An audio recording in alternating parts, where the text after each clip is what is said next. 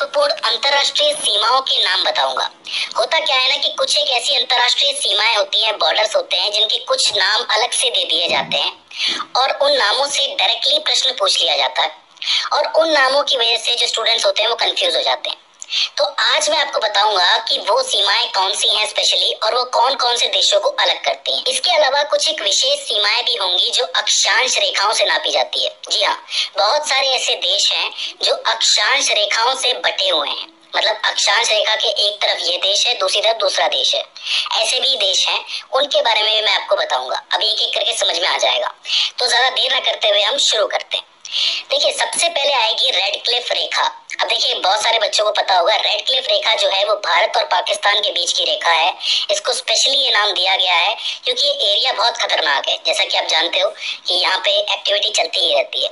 यह रेखा जो है तकरीबन 3323 किलोमीटर लंबी है, यानी कि 3323 किलोमीटर लंबी है। याद होगा आपको। इसके बाद आती है मैकमोहन सीमा, जो कि भारत और चीन के बीच में है, जो भूटान साइड से आती है, जिसकी लंबाई तकरीबन 890 किलोमीटर है। अब मैं आपको बता दूं कि चाइना और भारत इस बारे में लड़ते रहते हैं कभी कभी कि चाइना की तरफ से इसकी लंबाई कुछ और है, भारत की तरफ से कुछ और है। तो आपको बिल्कुल भी कंफ्यूज नहीं होना है। तो दूसरी लाइन कौन सी रहेगी? McMahon line. इसके बाद आती है डुरंड रेखा, जो कि पाकिस्तान और अफगानिस्तान के बीच में मानी जाती है, जो कि तकरीबन 2611 किलोमीटर लंबी है।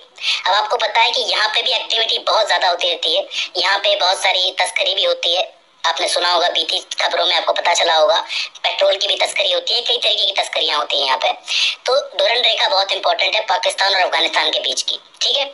इसके बाद आती है ब्लू लाइन, यानी कि ब्लू रेखा, जो कि लेबनान और इजराइल के बीच में है। आप लोग देख सकते हो इस रेखा को। यह रेखा तकरीबन 120 किलोमीटर लंबी है। याद रखना, ब्लू लाइन के नाम से क्वेश्चन पूछा जा सकता है। इसके बाद आती है आपकी ग्रीन लाइन, ब्लू के बाद, वो है रिपब्लिक ऑफ साइप्रस और टर्किश साइप्रस के बीच की लाइन। आप लोग देख सकते हो, ये जो लाइन है तकरीबन 180 किलोमीटर लंबी है। पूछ लिया जाता है ब्लू लाइन हो या ग्रीन लाइन हो, बिल्कुल कंफ्यूज मत होना। ग्रीन लाइन किसके बीच में है? रिपब्लिक ऑफ साइप्रस और टर्किश साइप्रस के बीच में, और ब्लू लाइन लेबनान और इजराइल के बीच में। इसके बाद आती है आपकी ओडेर निसे रेखा या फिर ओडेर निसे लाइन। अब ये थोड़ा सा नाम अटपटा है, लेकिन याद हो जाएगा आपको। ये पोलैंड और जर्मनी के बीच की लाइन है। ये तकरीबन 467 किलोमीटर लंबी है, पोलैंड और जर्मनी के बीच की। याद रहेगी ना, कोई दिक्कत नहीं है। इसके बाद दो लाइनें आती हैं जो फ्रांस और जर्मनी के बीच में ही है। एक फ्रांस की तरफ से खींची गई है, एक जर्मनी की तरफ से। एक का नाम है सीग फ्राइड लाइन। जी हाँ, इसको याद रखो, सीज फ्राइड लाइन, जो कि तकरीबन 700 किलोमीटर लंबी है, जो कि जर्मनी ने बनाई थी। और एक आती है मैगिनॉट लाइन। याद रखिए, जो मैगिनॉट लाइन है ये किसी इंसान के नाम पे रखी गई है, किसी नेता के नाम पे रखी गई है, इसलिए इसके प्रोनाउंसिएशन में थोड़ी सी दिक्कत हो सकती है, लेकिन ये इसको इस तरीके से लिखा जाता है और ये इसकी स्पेलिंग है। ये भी जर्मनी और फ्रांस के बीच में ही है। ये तकरीबन 630 किलोमीटर लंबी लाइन है। एक 700 किलोमीटर लंबी है, एक 630 किलोमीटर लंबी है। और आखिर में आती है आपकी मैनरहीम लाइन या फिर मैनरहीम रेखा, जो कि रशिया और फिनलैंड के बीच में बनाई गई थी। कब? 40s में, 1930s में, 1940s में, यानी कि 1930 और 40 के दशक में ये लाइन काम करती थी, जो कि तकरीबन 135 किलोमीटर लंबी थी। तो ये वो नाम है जिनसे डायरेक्टली सवाल पूछा जाता है। इसके बाद हम बात करते हैं पैरेलल रेखाओं के बारे में, या फिर समानांतर रेखाएं या फिर अक्षांश रेखाओं के बारे में। दोस्तों, आपको पता है कि जो हमारी पृथ्वी है, इसके बीचों बीच एक काल्पनिक रेखा मानी जाती है, जिसको भूमध्य रेखा कहते हैं। ये 0 डिग्री पे होती है। ये 2 हिस्सों में बांटती है धरती को। अब ऊपर की तरफ जैसे आप बढ़ोगे तो 0 से 1 डिग्री, 2 डिग्री, 3 डिग्री, तो ये जो लाइनें जा रही हैं ये अक्षांश रेखाएं।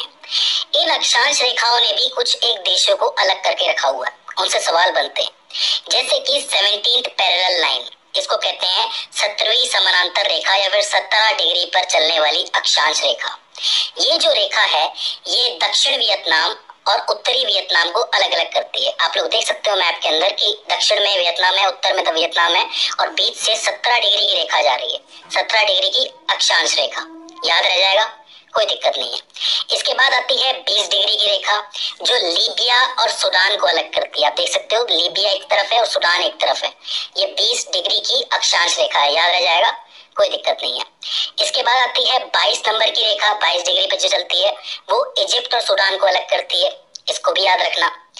इसके बाद आती है 25 डिग्री की रेखा, जो मॉरिटेनिया और माली को अलग अलग करती है। आप लोग देख सकते हो, एक तरफ मॉरिटेनिया है और एक तरफ माली है। याद रखना 25 नंबर की रेखा है।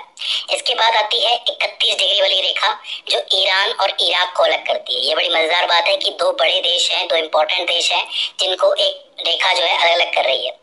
इसके बाद आती है 38 नंबर की रेखा, जो कि साउथ कोरिया यानी कि दक्षिण कोरिया और उत्तर कोरिया को अलग अलग करती है। काफी जरूरी दो देश हो जाते हैं और उनको एक लाइन अलग करती है। ये भी कुदरत का खेल है साहब। इसके बाद आती है आपकी आखिरी रेखा, जो कि है 49 डिग्री पे, जो यूएसए और कनाडा को अलग अलग करती है। आप लोग देख सकते हो इस लाइन के अंदर।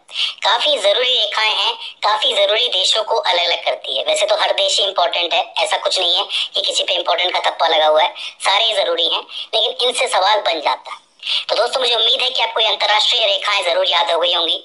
अगर इसके बाद भी इसके अंदर आपको कोई क्वेरी आती है, कोई दिक्कत आती है, तो आप हमें कमेंट सेक्शन में बता सकते हो। तो दोस्तों, आज की इस वीडियो के अंदर बस इतना ही।